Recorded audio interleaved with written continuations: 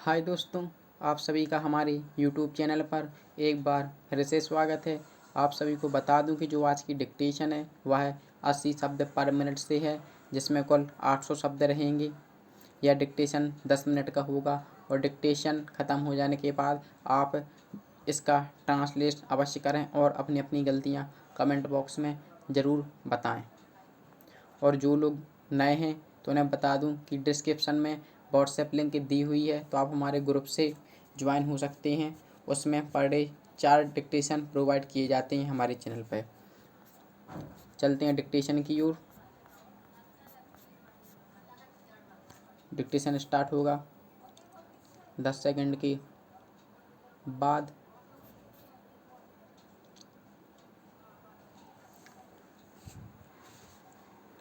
Ready, start. उपाध्यक्ष महोदय, इस समय देश के सामने सबसे बड़ी समस्या खाने पीने की चीज़ों की है। इस संबंध में एक माननीय सदस्य का जो भाषण सदन में हुआ, उससे मुझे कोई आश्चर्य नहीं हुआ। मैं इस बात को मानता हूँ और सारे देश के लोग भी मानते हैं। मैं समझता हूँ कि विरोधी पक्ष के लोग भी मानते हैं कि आज देश में गल्ले की कमी है, परंतु प्रश्न यह है कि इस गल्ले की कमी को हम किस तरह से पूरा कर सकते हैं। अपने ही देश में उत्पादन बढ़ाकर के या दूसरे देशों में जिस तरह से हम गल्ला मंगवा रहे हैं, उसी तरह से मंगवाकर क्या कमी पूरी करें। आज लोगों में गल्ले की कमी की वजह से उत्तेजना फैल रही है, परेशानी बढ़ रही है और दिक्कतें आ रही हैं। यह बिल्कुल स्पष्ट है।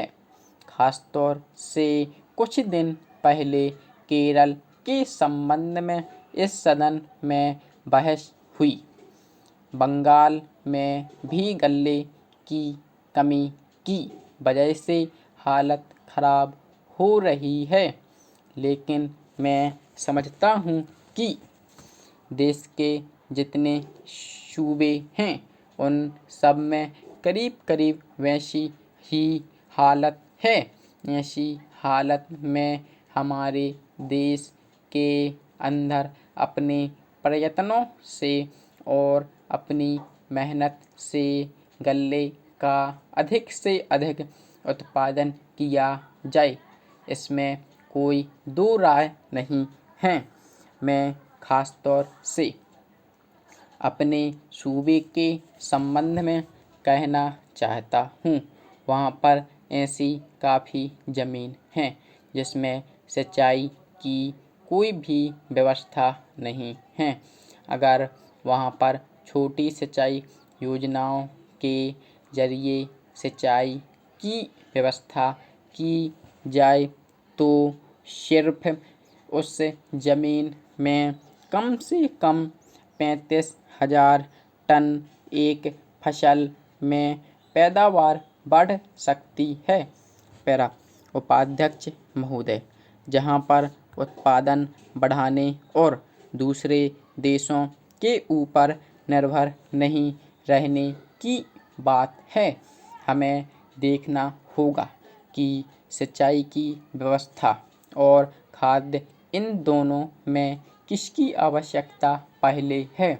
मैंने पहले भी यह कहा कि खाद के ऊपर अगर ज़्यादा जोर दिया जाए और सिंचाई के कामों की उपेक्षा की गई तो नतीजा यह होगा कि जिन राज्यों में सिंचाई की अधिक से अधिक व्यवस्था है, वहीं पर इसका उपयोग हो सकता है।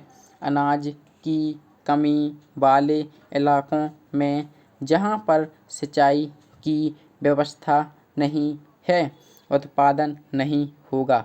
इस संबंध में मैं एक बात और कहना चाहता हूँ कि देश में जो कुछ भी हम पैदा करते हैं उसका वितरण ठीक प्रकार से होना चाहिए। पैरा उपाध्यक्ष महोदय, हम देख रहे हैं कि सरकार के कोशिशों के नतीजे भी अच्छे निकलने लगे हैं। दुख इस बात का है कि इस वर्ष सर्दी के मौसम में वर्षा नहीं हुई, फलस्वरूप इस साल पैदावार भी उतनी नहीं है। कुछ लोग कहते हैं कि इस साल भी जो पैदावार है वह पिछली साल की पैदावार के बराबर हो जाएगी। पैरा मैं देखता हूँ कि इस साल गल्ले की कोई कमी नहीं है, इसलिए मैं समझता हूँ कि गल्ले को एक जगह से दूसरी जगह ले जाने में जो रोक लगाई गई है उसको हटा लेना चाहिए। अभी हमारे राज्य में बड़ा अकाल पड़ा हुआ है, परंतु वहाँ पर गल्ला भेजने का कुछ प्रबंध किया गया है और लोगों को गल्ला मिल रहा है। पिछले 2 साल में कोई आदमी भूखा नहीं मरा। यह हमारे देश की सरकार के लिए बड़े ही संतोष की और बड़े गर्व की बात है। पैरा यदि अन्न की उपज हमें बढ़ानी है तो हमें पानी का प्रबंध करना होगा। उधर वर्षा की बहुत कमी है। ख़ासतौर से मैं अपने इलाके की बात आपको बतलाना चाहता हूँ। 20 साल पहले जितनी वर्षा वहाँ होती थी उतनी ही वर्षा आज भी होती है। वहाँ नहर भी है, लेकिन नहर का पानी वहाँ नहीं जाता है। नहर के पानी को आगे ही रोक लिया जाता है। कुछ लोगों ने नलकूप भी लगा लिए हैं, जिससे लाभ हुआ है और पानी का इंतज़ाम हो गया है, लेकिन सभी किसानों को पानी नहीं मिलता है। उनको बड़ी परेशानी होती है। पहली योजना से मैं इस बात की कोशिश कर रहा हूँ कि हमारे क्षेत्र के लिए पानी का इंतज़ाम किया जाए। वहाँ पर सिंचाई के लिए पानी दिया जाए, लेकिन हमेशा यही कहा जाता है कि एक बहुत बड़ा बांध बन रहा है और जब वह बन जाएगा तब पानी मिल जाएगा। 3 योजनाओं में यही कहा जाता रहा है। मैं समझता हूँ कि पानी का इंतज़ाम होना बहुत ज़रूरी है।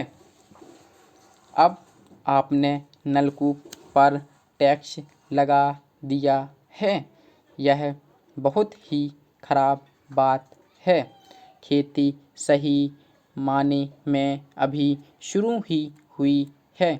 जो कमी है उसको हमें पूरा करना है। जो टैक्स लगा दिया गया है उससे इस काम में बाधा पैदा होगी। मैं चाहता हूँ कि हमारे मंत्री महोदय, वित्त मंत्री जी इसके बारे में बात करें, जिससे किसानों को किसी प्रकार की राहत मिले। Full stop. आज की डिक्टेशन होती है समाप्त।